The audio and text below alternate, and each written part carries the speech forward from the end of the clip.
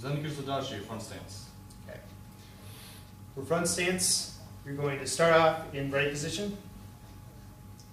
Feet should still be slightly more than shoulder width apart.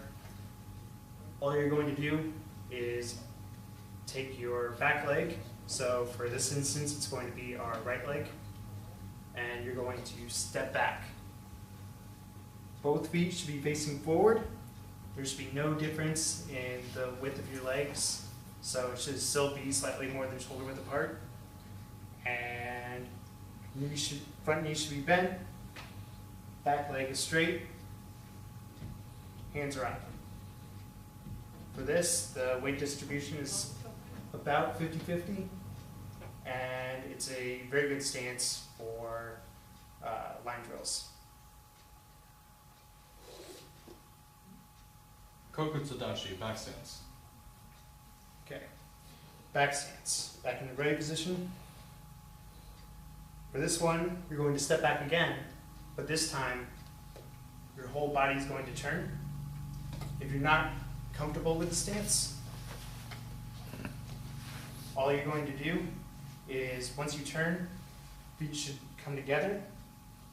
Feet should form an L shape, and all you're going to do is step back, bend both your knees. Very simple stance. More of your weight should be on your back leg than your front leg. Slightly more so than with front stance. Both hands up, as they should be for any stance. And very good stance for sparring, also good for line drills, and many other things. Kibudachi, horse stance. Kibudachi. Back into right position.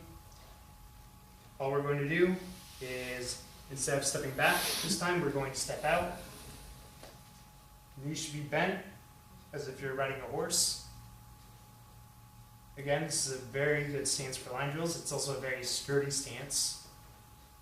Very good for meditation as well, and for hand actions such as punching.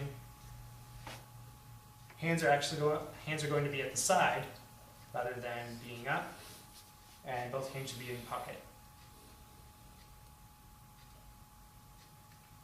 Nekusudachi, cat stance. Okay. Ready position. For cat stance, we're going to step back as if we're going into back stance. However, it's a very the stance is very much closer together than back stance. For back stance, feet should, it's pretty much the same as if you're in right position, just turn to the side. Whereas with cat stance, it's much closer together. Almost all your weight is on the back leg, and the front leg needs to be bent, and only thing that should be touching is the ball of your foot. Hands up, and it is an extremely good stance for kicking, as almost all your weight, as said before, is on the back leg. Okay. All right. Okay, front kicks. You can say it louder next time. No, sure. Those stances. I'm just doing this. Okay. For front kick, all that we're going to do is you're going to bring either your front leg or your back leg, and since we're in cat stance right now, we'll bring up our front leg. Going to bring your knee up. Then you're going to bring your leg out, and you're going to be kicking with the ball of your foot. So, kick again. Leg out. So, toes should be back.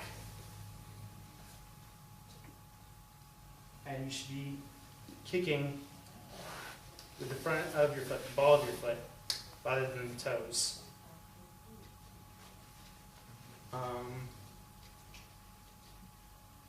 So yeah, demonstrate again. So we'll be doing a front leg front kick. Front leg front kick.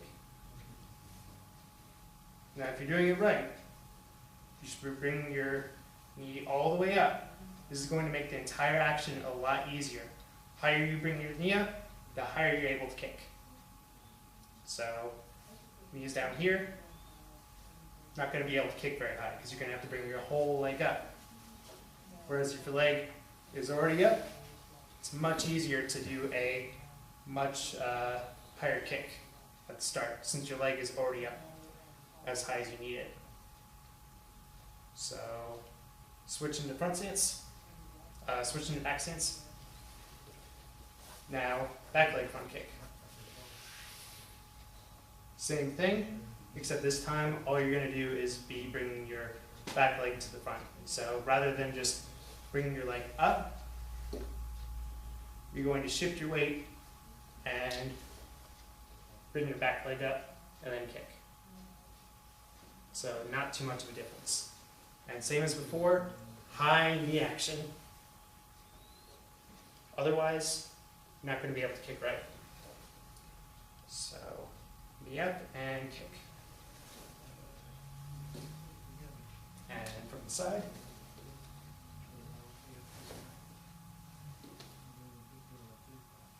All right. Next. Side kick.